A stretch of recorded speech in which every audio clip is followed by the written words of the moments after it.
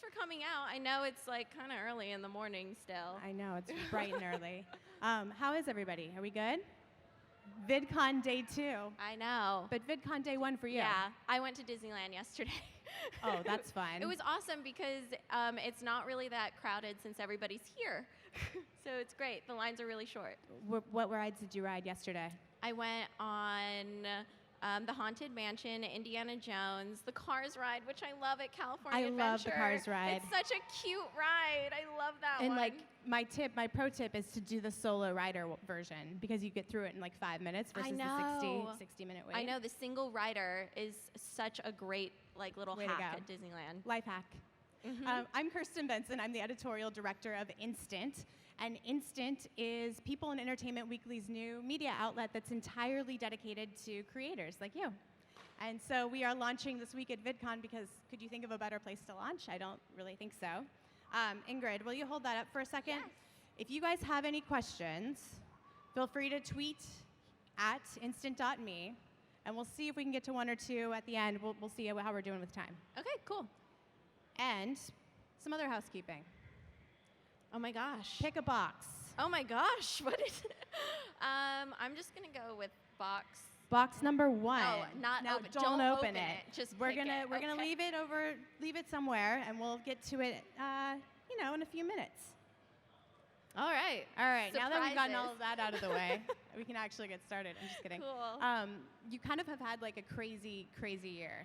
So I think it was a year ago and a couple weeks since you posted your amazing video, and then you ended up interviewing President Obama, which was nuts. And just talk about meeting the president. Were you nervous? Yeah, I don't think I've ever been so nervous in my entire life than right before meeting the president. I think the weeks building up to that, the nerves were building up, but it really helped because we had so much rehearsal for it in terms of like blocking everything out because the sets were moving. Right. And we had lots of time together, the 3 of us, to get to know each other. So that's it was fun. Like Destin, Swoozie, and I. So that provided like a little safe space for all 3 of us. You were not all on your own. Yeah, but my heart was racing. So when the president walks in, walk us through what happens behind the scenes. Like, is it like everyone's walking around like Secret Service? Yeah, so obviously security around the president is really tight, and his schedule is also really tight too. Like, it's timed down to the minute. So when they say you have 45 minutes, you have exactly 45 minutes. So before he comes in, the Secret Service comes into the ballroom that we're in where they do press, and they do a sweep, and they kick everybody out that's not supposed to be in there. And then there's like a little lull, it gets really quiet, and then the president walks in. And all of us were just like, oh my God, this is it. This is the moment. This is the moment. And like, you just stand there and wait for him to come over and shake your hand, and what did you say? Well, I was the last one to interview him, so I was standing off to the side while Destin and Swoozie did their interviews. So I saw him walk in, and I remember just taking a deep breath. I kind of got some tears in my eyes because I was like, oh my gosh, I never thought that I would be doing something like this. And it was really emotional and special for all of us. My stomach's like churning a little bit just thinking about, like, I'm nervous for you and it already happened. I know. It's so surreal, this thing that you've been working towards for weeks because we spent so much time on our questions, preparing for it, and then to see the president actually walk into the room was like, oh my God, he's a real person, he's here. So you guys talked about this luxury tax on tampons, which I had no idea was a thing, and it's crazy. Yeah, and it's just a luxury tax on menstrual products in general. All right. They call it the tampon tax, but it's actually all period products like tax. It's not like we're like dying to like get to use a tampon. I know. That's why I told the president, I was like, I don't know anyone that has a period that would call it a luxury. I mean, I definitely don't think it's a luxury. I mean, sometimes I'm happy, but like, for the most part, yeah, it's a bummer. Yeah, and it's like these things are actually essential. Like, they're not a luxury. Like, if we don't have them, what is our other option? Right. Well, so you basically told President Obama about this. He didn't even know it was a thing. Yeah. Were you surprised? I was actually really surprised. I thought that it was something that he would know. And so when he said that he didn't know about it, inside I was just like, oh my gosh. You're oh like my hard-hitting gosh." exclusive right here, people. But at the same time, I had just learned about it recently too, and I'm somebody that has a period. So it was really a big moment. I was just in shock that he didn't know. And I was also really impressed with the way that he answered the question, because he didn't know it was coming. He didn't know that the law even existed. And I think that he navigated through it really well. For people who haven't watched it, what did he say? He basically said, the reason, because my question was, why does this law exist, and what does this say about how women are viewed even today by their governments? And his answer was, this is a case of one of those laws that was created in a time where only men were creating laws, and it has stuck around.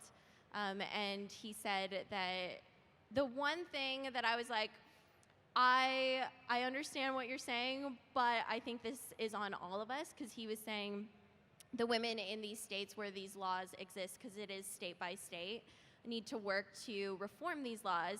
And I think it's really on all of us, not just the women. Because, in states like Utah, where they have tried to reform these laws, women are presenting these reforms to a committee of men who then veto everything. Well, we're not the majority. Yeah, exactly. So it's really the difficult. minority And we need men on our side to help us with this. So it really is on all of us. Yes!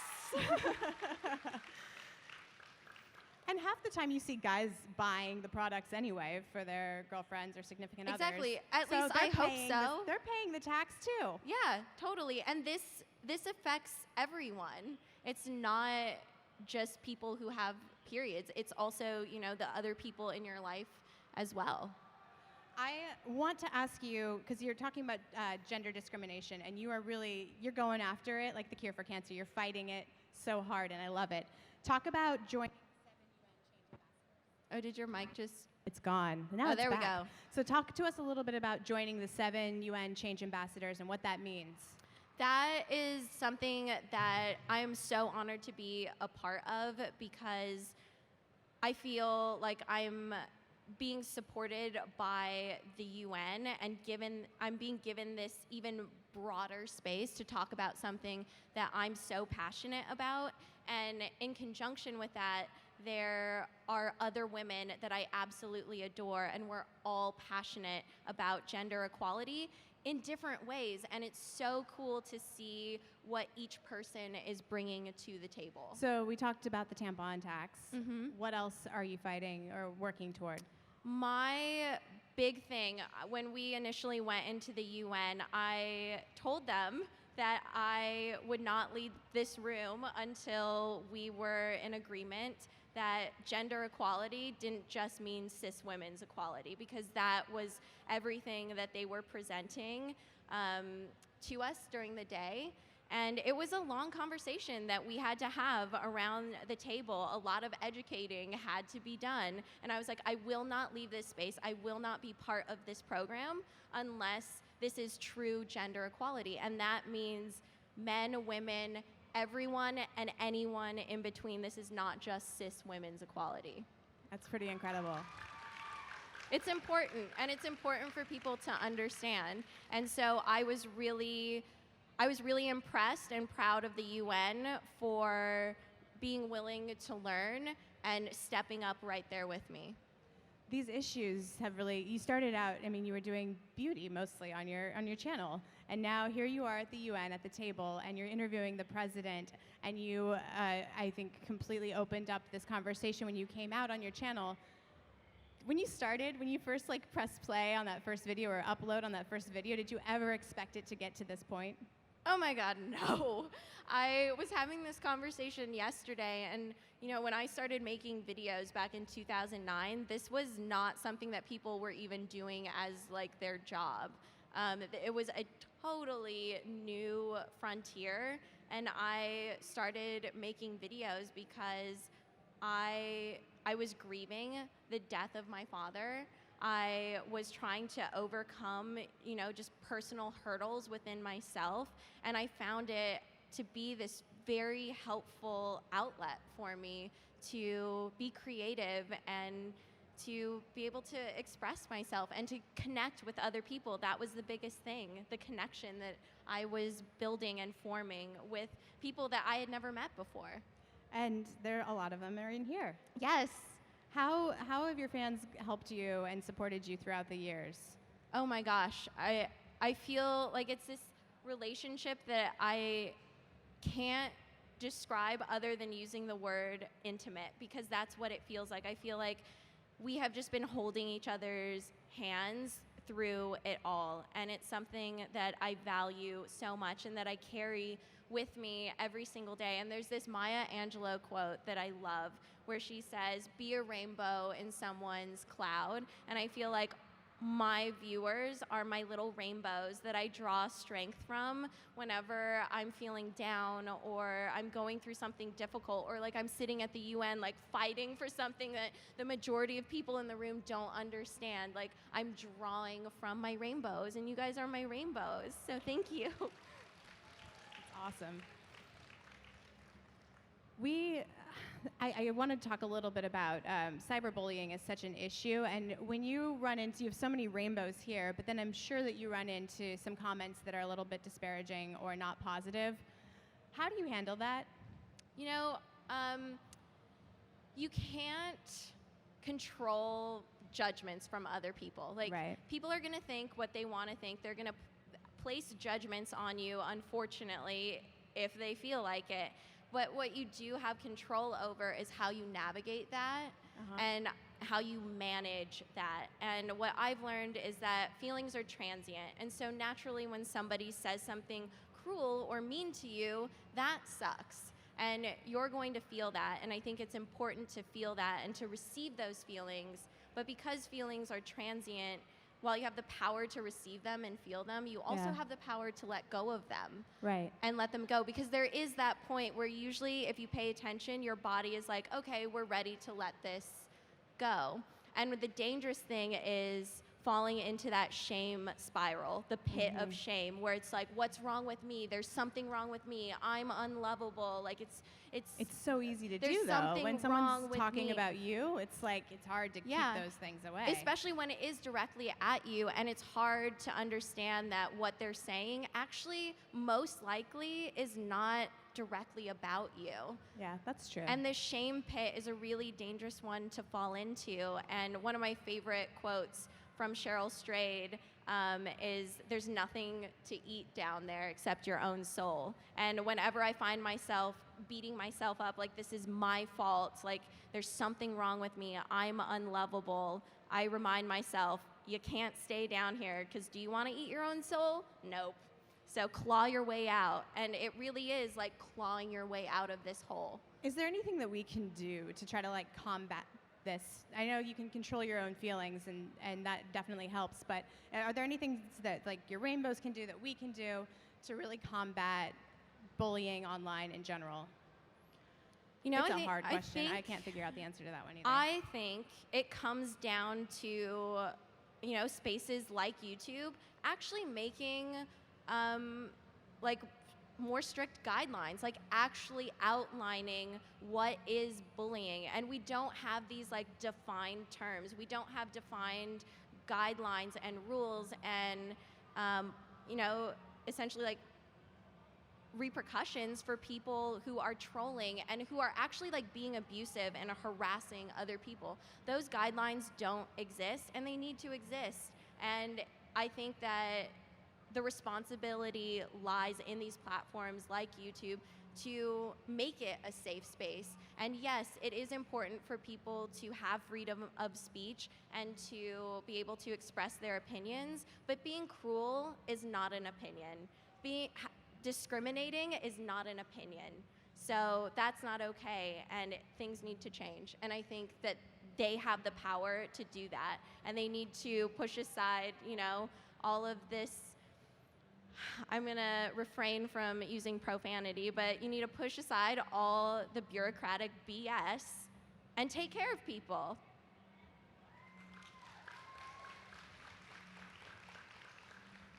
This has turned into a really deep conversation. Yeah, as it normally does. I'm very passionate about this. I think that our spaces should be safer, and this is something that is really important to me, and I think it's important to all of you out there. And I'm tired of, people ignoring it and just saying, well, freedom of speech. People can say whatever they want. Right. No, they can't. It's not okay for people to be abused and harassed. That's that. Totally agree. I think you'll like this question. Celia Hart. I don't know, where are you, Celia? What book or magazine is a source of inspiration for you?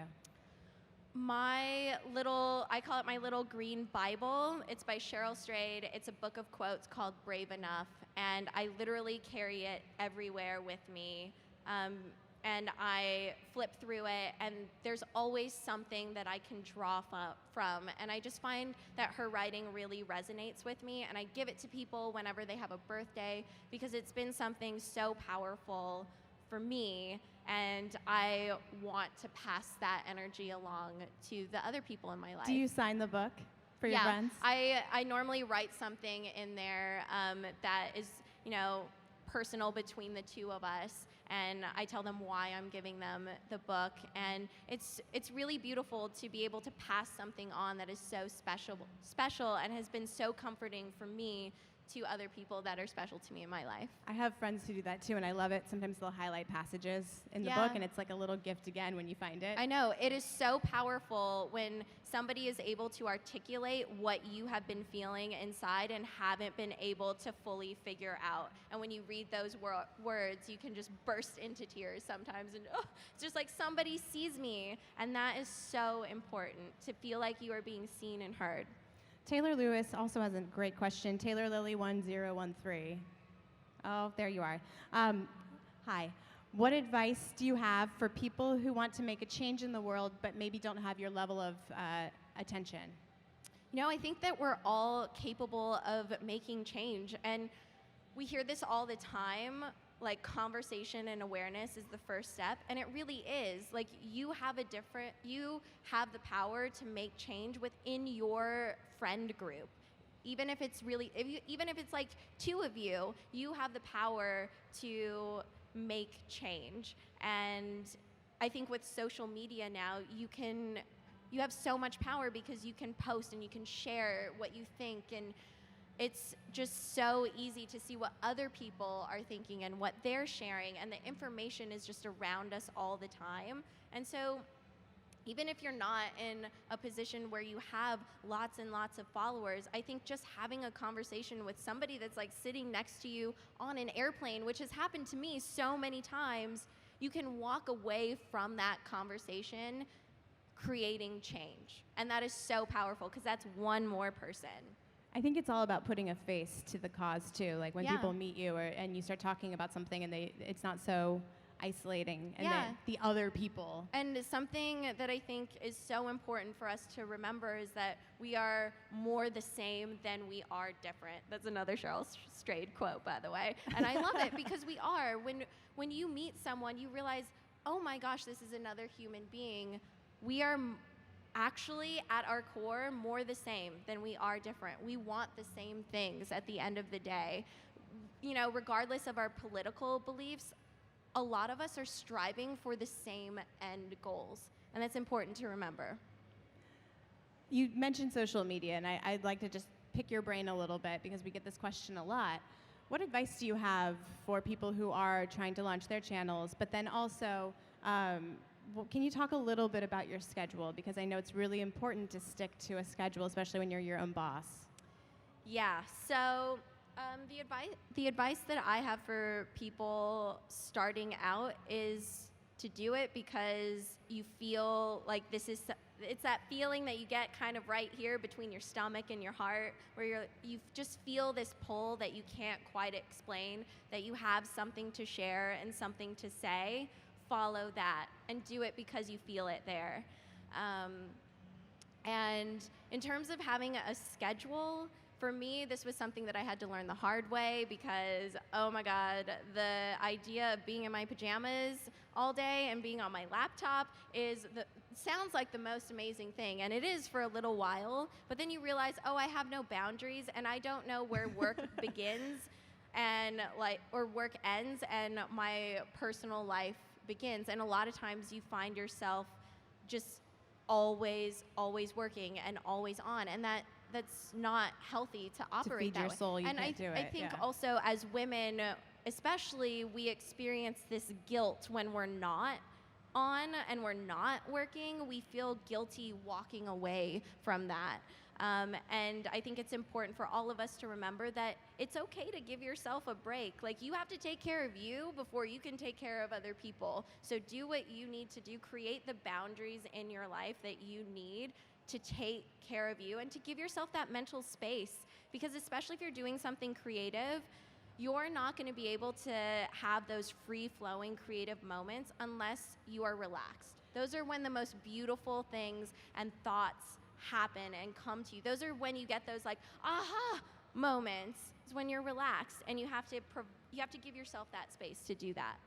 Can you talk about a time that maybe you hit a block where you're just like, I don't know what to say right now, or I'm not feeling inspired? Has that ever happened to you? Oh yeah, all the time. And usually when I think that happened to me more often a few years ago when I was really like trying to work through a lot of personal stuff myself. But I think blocks just naturally happen, especially when you've just been going. Right. And whenever I experience a block, that is a sign that I'm taking from my body, hey, take 2 or 3 days. Go to Disneyland. Yeah, take 2 or 3 days off and take care of yourself, because this is the sign that you're about to have a meltdown, and we don't want that to happen. So just stop for a second. The world is not going to fall apart, and that's something that I have to remember. And it's hard to let go of those guilty feelings because I love what I do. And it makes it even harder when you have to step away from something that you love for a little bit to take care of what's going on here. What do you do when you're, besides going to Disneyland, what do you do to like take a load off or to have fun? I love reading. I find a lot of comfort in literature. I always have. I also go on long drives because I find that driving is a place where I'm able to be reflective. And I was actually reading this article in the Sunday Times from last week where they were talking about how connected we are all the time, which is really great, but it doesn't provide a space for reflection, which is really important because while we're intaking so much information, we don't have the time to reflect on it and really like sink into it. And that is so crucial to our process as human beings. And whenever I've had like a long day or I just feel like I need to sit with myself for a little bit, I go on a drive, I put on some music, and I just drive literally aimlessly, and I'm able to reflect. And when I come back home, I feel relaxed and more centered. What do you listen to? Oh, sometimes it's just like some random song on repeat. I went through a phase of Taylor Swift, like New Romantics on God, repeat, it's so good. just It's for like so good. literally hours, like just the same song. There's also a song that got remixed recently called Fast Car. Yes, no, it's really good. It's on the top of my playlist right now. That remix is so good, and I played that Fast Car while I'm driving my car. Not fast, though. I'm actually a pretty slow driver. It's such a peaceful song, and the way they did it, it's just so beautiful, and they tell such a good story. Yeah, exactly. I'm sure you've heard it, but if you haven't, go listen to the remix and listen to the original, too. Because yes, it is. They're both really great. Really, really good. We have less than a minute, and I want to make sure we get to that challenge. Oh, yes, the secret box. What's behind door number 1? Okay, what's behind door number 1? Let's see. Oh, it's smaller than I anticipated. Tweet a video of the crowd. # instant challenge. Is that what I'm going to be doing? I think that's what you're doing. Do okay, you even have do I your have a phone here? All right, we'll capture it and we'll post it later. Here's the phone. All right. Are you guys ready to really like make some noise? Yeah, I can. I think we gotta like, get them ready to go. Are we gonna be in this together? I think you should do a quick hi, I'm here, and then we'll I'll turn it on to you guys because I think that's I don't smart. want to be putting you guys on the spot. We're in this together, right? Absolutely. Okay. All right. Let's just do a practice. Let me see rainbows. How loud can you be? 1. Yeah, that's great. You guys are awesome. I think that's going to work well. I'm so impressed with you morning people. Yay. Okay. Do you know how to work an iPhone? Yeah? Oh, that is on you. I should know how to work a phone. If you need help, let me know. All right, I am here on stage with so many of my rainbows. Oh my gosh, yay! Oh my gosh, you guys are amazing. Thank you. You guys were amazing. Have an amazing day. Ingrid, thank you so much. This was so much fun. Thank you. This has been awesome. Thank you so much for coming out. Have a wonderful time at VidCon.